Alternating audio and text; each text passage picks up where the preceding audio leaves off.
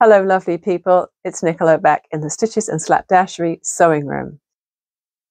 If you haven't been here before, I live in the interior of British Columbia, Canada with my husband and 3 adult sons, and I have been here for 30 years. Before that I was living in Britain, where I grew up in the island of Jersey, which is so small that a lot of people haven't heard about it. It's very small. I love to make stuff. You'll probably have guessed by the name, Stitches and Slapdashery, that I sometimes lack attention to detail, or I just want to get things done rather than having them perfect. Because I just love to make stuff. And sometimes they're not perfect, but I can still get a lot of joy out of them. I think that's important, don't you? Because I've been doing my best to be self-disciplined this week and not record until I had a bunch of stuff to talk about, I have quite a bit to talk about today. We've got some knitting, we've got some crochet, we've got some papercraft, and a few new acquisitions, because I splurged a little bit at Michael's. So since we last talked, I have been working and having acupuncture sessions for my plantar fasciitis, which is still grumbling like mad. But who needs to know about that? And I am very excited to say I am up to 699 subscribers, and I just need one more to hit 700. So if you like what you're watching, please do subscribe to the vlog, because I would love to hit 700. This is vlog number 70. And I just love the idea of having vlog number 70, 700 subscribers. It's just so neat. All right, let's talk about what I bought this week, because last vlog, you'll have seen that I made a December journal for myself. I love to have a December journal. I did this last year, and it means that I can keep my notes in for my Vlogmas vlogs. It means I can make a little journal of what I did on my anniversary retreat and what I'm going to do on this year's anniversary retreat. And just generally scribble in it and collect things in it and enjoy it. So I made another one today. This one isn't for me, but I wanted to make another one that was a little less messy. Last week's was messy because I was using school glue on paper, and I know I got a little bit of a comment about that last week. So I got out my Aran double-sided tape this time. I need to get all the stuff for this. Hold on. I now have everything balanced precariously on my lap. I didn't want it cluttering up the table behind me, so I put it off to the side. Now I have to run back and forth to get it. So this double-sided tape is great. I bought it from Amazon in I think it was a 6-pack, on the recommendation of some other people, because it's great for putting in zippers. You can stick the zip to the fabric and sew it, and it doesn't shift. Well, I forgot I had that. And the whole point of this, if you look at the listing on Amazon, is that it's supposed to be for paper crafting. Who knew? So I have used this for what I made today, and guess what? It looks a lot neater and tidier. So what did I buy from Michael's? In the anticipation of making another journal, well, more journals in the plural, because it's not just going to be one, I bought some sketch paper.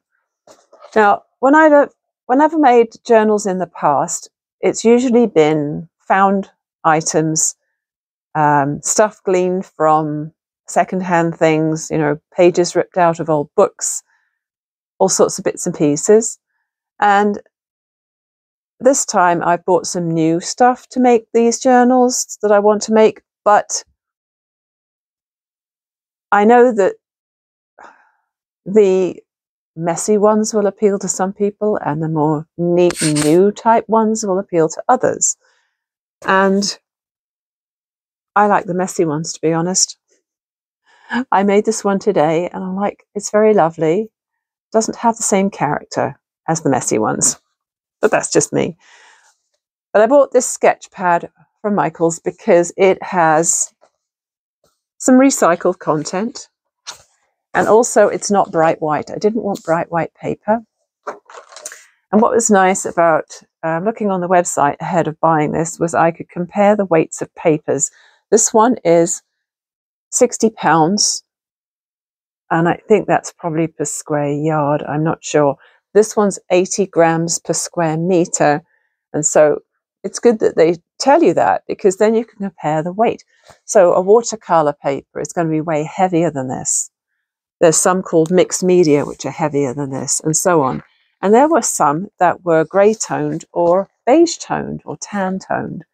And I was going to get the grey toned in originally, and then I changed my mind because I went for the recycled in the end. So I've used about 9 or 12 pages of that today. I can't remember now. And I got my little Fiskus paper cutter out and I've cut them all to the size of the page I wanted to use for the cover. And you'll see that in a minute. The other thing I got was a big pad of winter stickers. The stickers in here are a lot of fun. It's a thick pad. For the money, you get a lot. And let's just see if I can show you that. I'll just show you a few. Oh, you get some wintry animals. And houses and trees and mittens and things. And cups and teapots. Get a lot of skiers as well. That wasn't what I was after particularly, but they were fun. And lots of little round ones. You'll see I've used some of the ones off that page already. I thought you probably didn't need to sit through me making another journal today.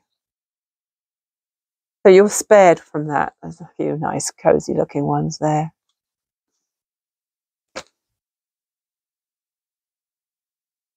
There's some sledding. There's some snowflakes.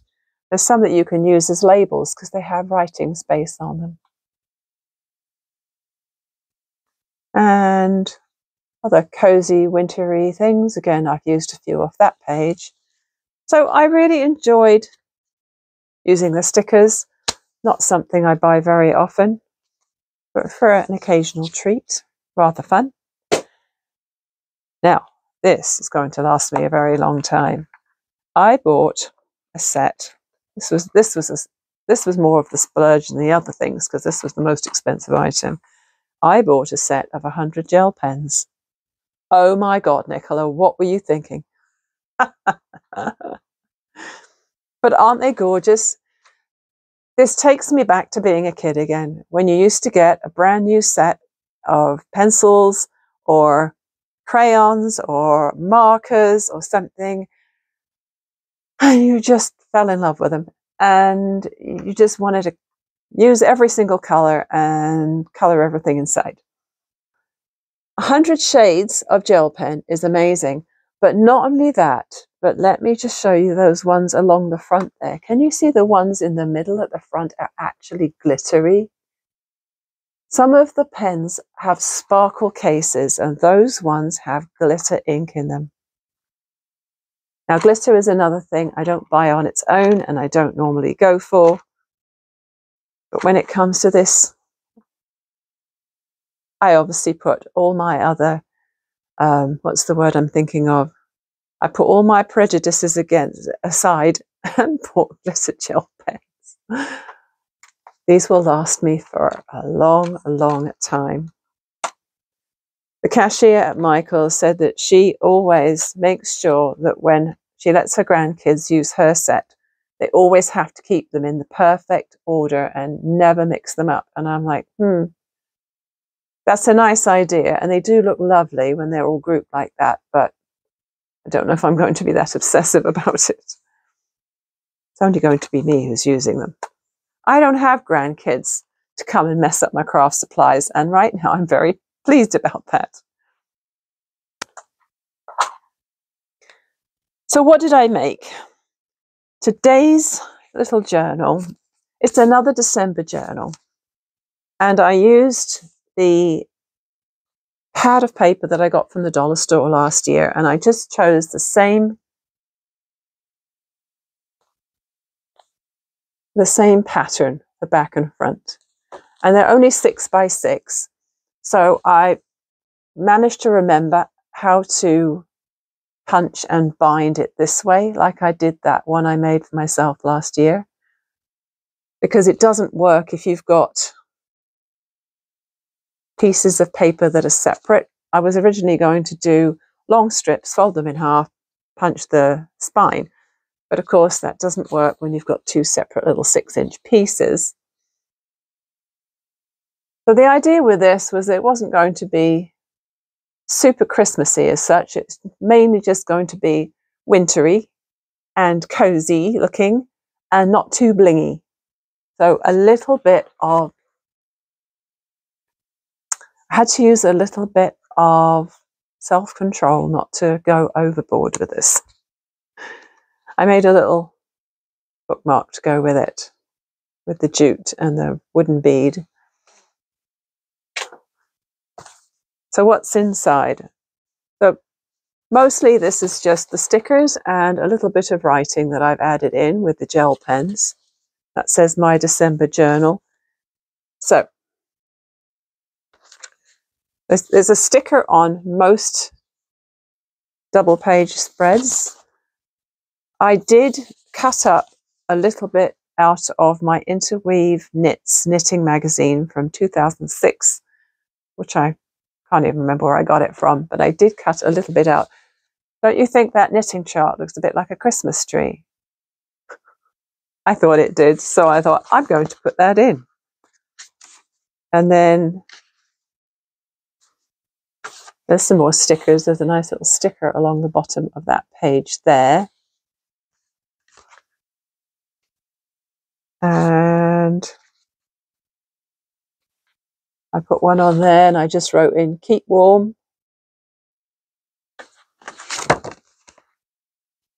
So as you can see, this is very much a neater, tidier version of what I made last week. One with a teapot, and I just put extra little steam coming out and tea on there. We've got a little stoat in a hat, an owl with a scarf, a bunny with a scarf, a scarf and socks.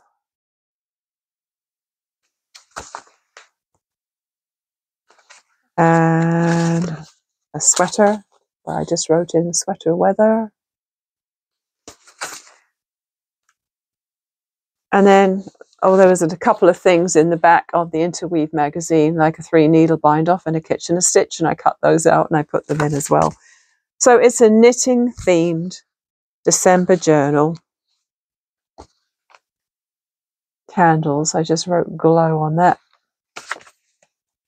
And I put a very skinny pocket on the back page, which you could slide something very small into. So that's that. Looking back, I can't remember whether I learnt about this binding from Kate at the last Homely House or if it was Anna and Carlos.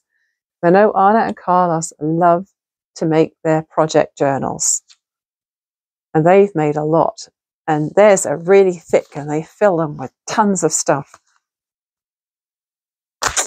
Yeah, either way, I've learned quite a few ideas from Kate and from Anna and Carlos, and everything's in there, and every now and again I draw on all those resources that I've learned from watching so many YouTube videos over the years. Let's talk about some knitting. I know I posted a pretty bad photograph of myself wearing this hat in progress the other day. It was bad lighting. Ooh, someone just walked past my window.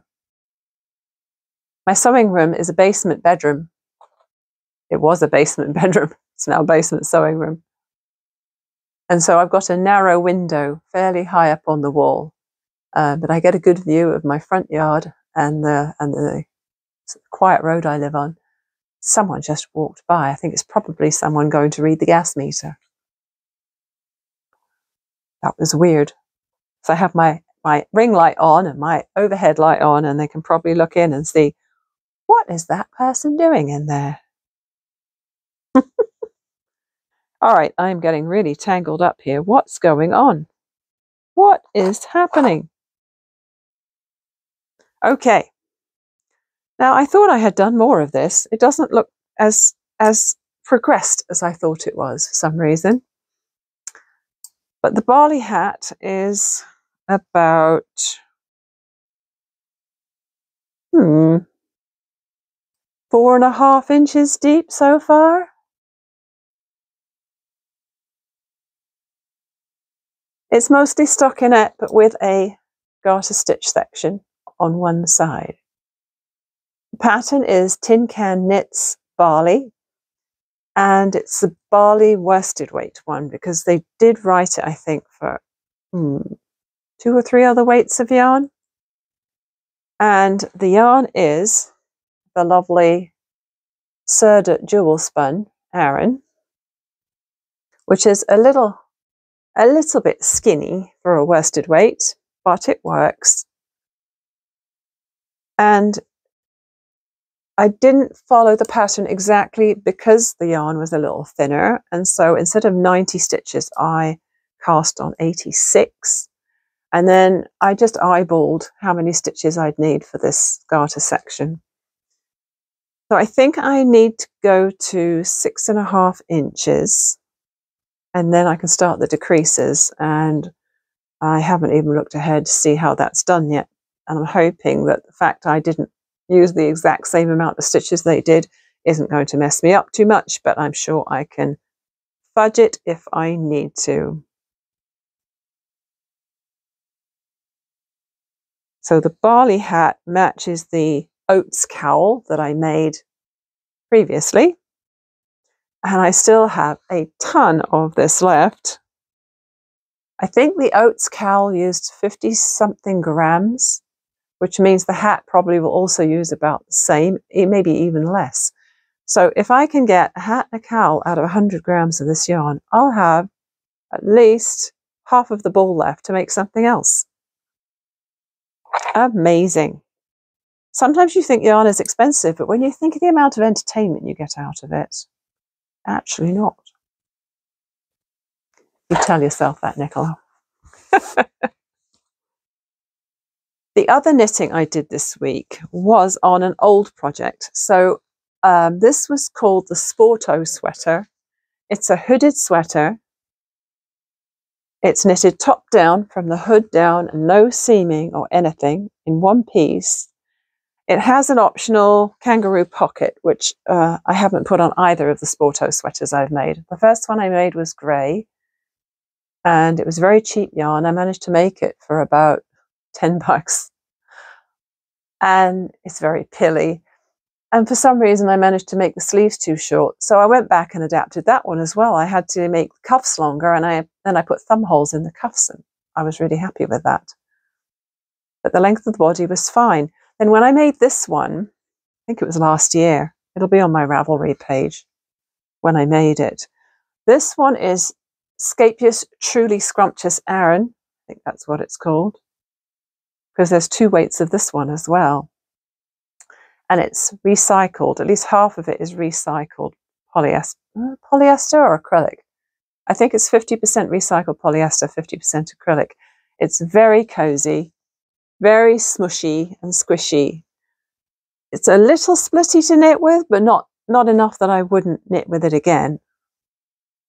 And it comes in the most beautiful colours, and I agonized over the colours to buy for a long time, and I ended up buying the spirulina, which is very unlike me because I don't usually buy green yarn. There's very little green yarn in the stash as a rule, although I did buy that red and green cottage spun a couple of weeks ago, but that's different because it's Christmassy, right? And then this acai berry pink is lovely. And then there was also a honeycomb like a golden honeycomb one I bought. And the golden honeycomb never made it into the sweater. Now, I made the mistake of sewing in this one day, and the threads are just forever embedded in this sweater now. Anyway, that's beside the point. I wore this last Sunday, and I was reminded again that it was too short. When I was knitting it, obviously if it's top down, you can try it on as you go, or you can be absolutely sure what length it's going to turn out. And I kept thinking, oh, it's long enough. No, I'll do a bit more. Oh, it's long enough. No, I'll do a bit more. Well, I never did enough, did I? So I ended up unpicking the 1-inch ribbing that I had at the bottom here.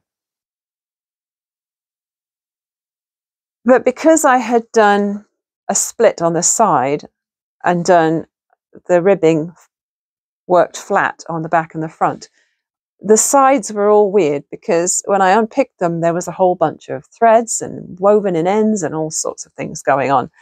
So I think I actually lost a few rows of the stockinette as well. So I started to knit again. Now I had my 5mm needles on here, which were the size I used for the ribbing. And I had knitted about 1 inch of stockinette, thinking I would add more stockinette as well as more ribbing, make it really, really longer. And I thought, damn, I should be using my 6mm if I'm doing some stockinette before I'm doing the ribbing. And I thought, too late, I'm not undoing it now. So instead of being the 6mm, I've got about 1 inch of stockinette there, which I did with the 5s. And then I added on about 3 or 4 inches even. 3 inches. 3 inches of ribbing. I haven't tried it on again, but I'm pretty sure I'm going to be a lot happier with the fit of that now. And I love the fact that with a top-down garment, you can just unravel it from the bottom and add on stuff like that.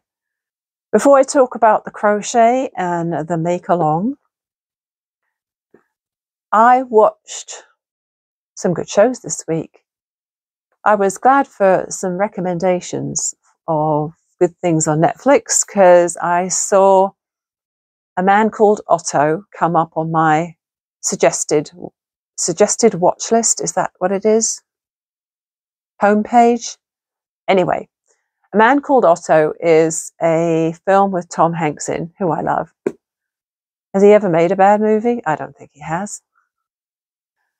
So I watched that one the other night. Oh my God, what a tearjerker. So good. It's about this old guy who lives in a little community of townhouses, and he's taken it upon himself to make sure everything's running perfectly. And he's a bit of a curmudgeon, and everyone kind of tolerates him, and he always makes sure that the recycling's in the right bin and that no one's coming through and like leaving the gate open and reminding people it's not a through road. But he's grumpy for a good reason. His wife died 5 years before, and he's been miserable ever since. And I won't tell you any more than that, but it really is a lovely movie, and it's very heartwarming, and you'll be crying.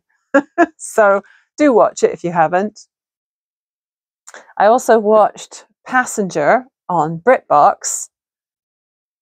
I did enjoy that. It's set in a place called Cheddar Vale, which is probably an imaginary little town in the middle of nowhere. It has some really weird goings on. It's very bizarre.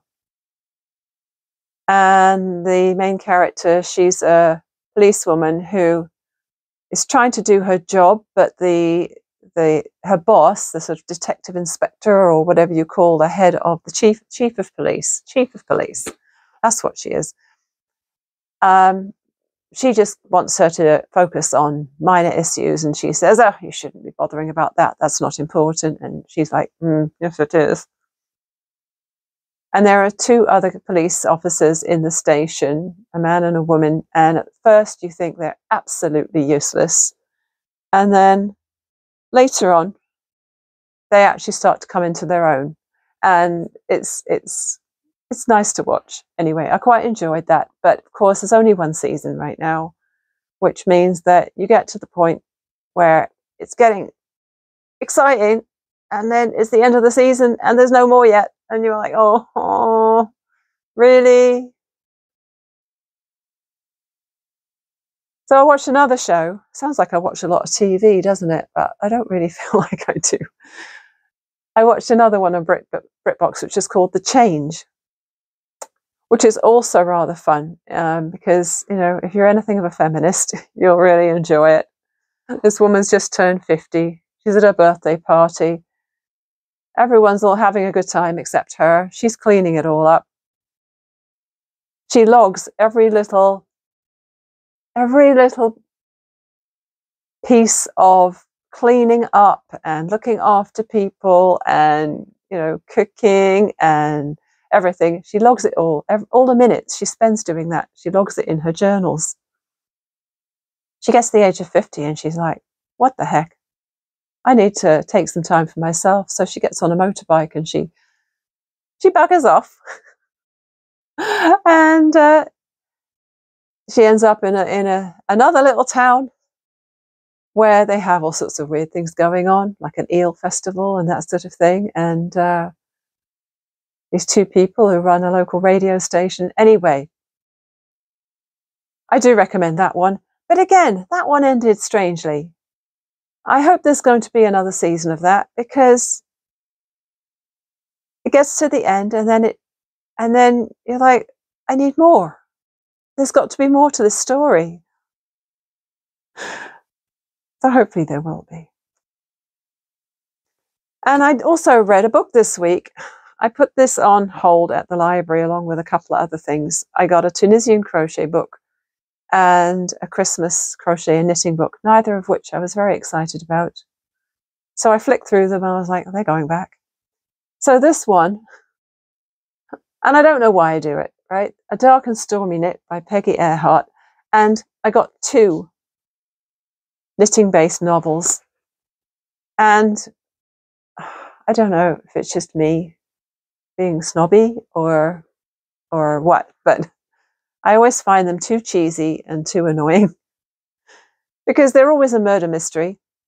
There's always a little bit of knitting and or crochet content in, which I mean, I like the knitting and crochet content, but if you read this book, you would think that the main thrust of it was all about food, because these people are eating food every day, as we all do. I'm not saying they shouldn't be. But the description of them eating food is 3 pages long each time, every day. And there's very little knitting content. And it's very predictable. So it just annoyed me. Sorry, Peggy. I didn't really enjoy your book. The other one I've started is Wool Gatherers something or other, by another person who does knitting-based mysteries. And I'm a few pages in and I really don't think I'm going to be finishing that one. Life's too short to read a book you're not enjoying, right?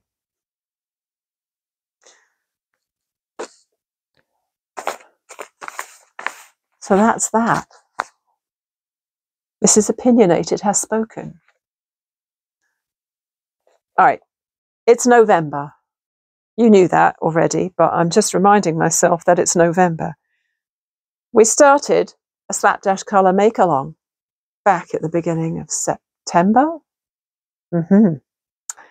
I thought with a 3-month make-along, I would whiz through the project I planned to make. But things have got in the way. Other projects have got in the way. Holidays have got in the way. And life has got in the way. But number 4 out of that list, so apart from those 3 things getting in the way, number 4 has been, it's had its challenges. So if you've been watching as I have been working my way through this, what's it called? Technicolor Dreamcoat. Project pictures, or the pattern pictures on Ravelry, are absolutely gorgeous. The designer is Earth Tricks and she makes some lovely stuff. I do love all the projects she comes out with. They're always very colourful, unique, and fun. What I didn't know when I bought the pattern was that it was going to have a fair amount of typos in it. Yep. And a fair amount of ambiguity in it. Luckily, I am an experienced crocheter and I have been working my way through the typos and ambiguities and managing to get past them. But I'm still not impressed. I feel like when you're paying money for a pattern, it should be usable and followable without having to scratch your head too much and figure things out too much. The figuring out should have been done for you, right? So I've shown off the body before, the finished body. I already did it. It was top down. It was started from the neck, top of the body, went down to the hemline, which I think I want to extend because it only goes just down to my knees right now, and I'm sure I've got enough yarn to extend it later.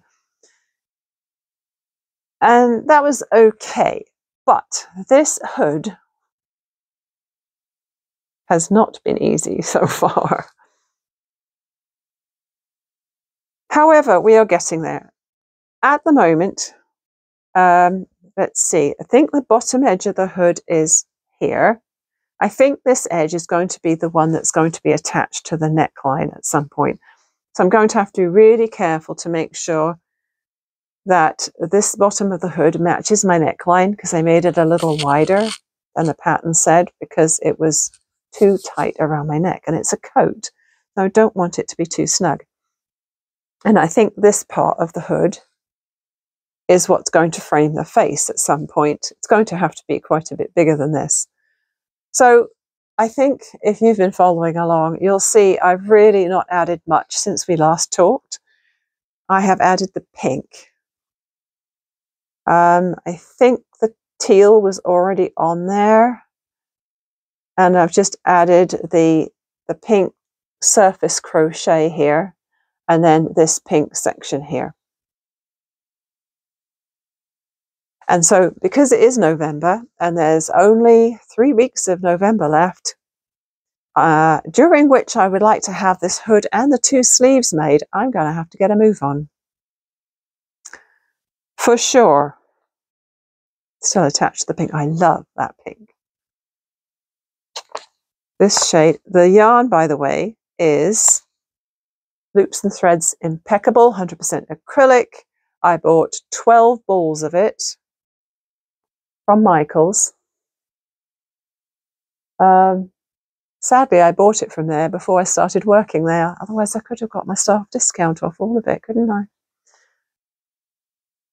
But I do love this yarn. It's nice and soft. Like when I made a Hungry Caterpillar set for my sister's stepson's baby about 7 years ago, it was a lot coarser.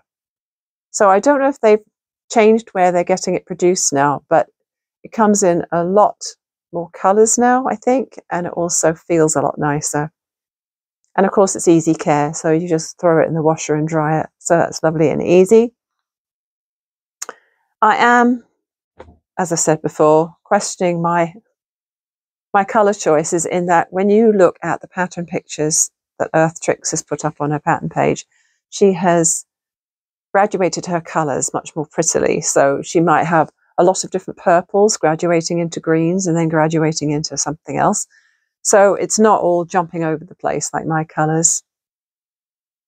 Mine's going to be a much more wacky colour arrangement.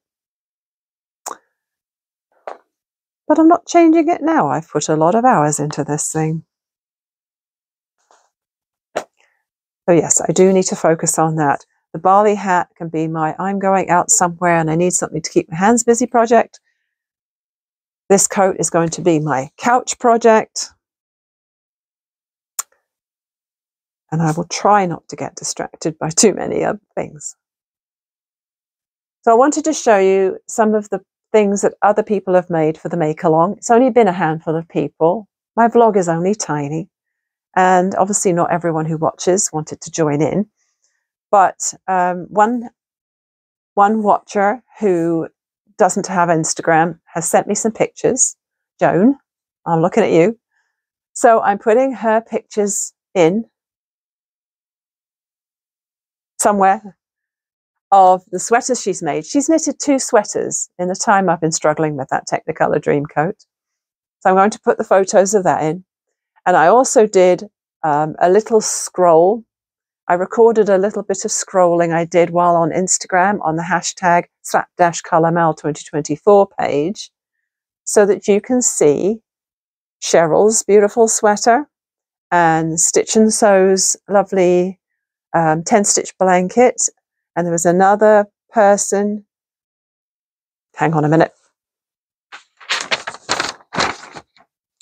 Gilly Rose, Silver Threads, also posted to that Mal and or that hashtag. So yes, thank you everyone who did join in and is still joining in, because it's not over yet.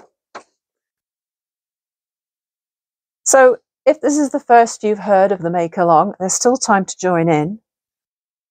The premise of it was have something colourful and fun to make, sewing, knitting or crochet, which will keep your lap warm.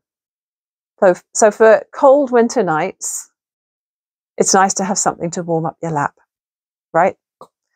And that was why I decided to do this Make Along. I didn't really need another blanket. I have a lot of those.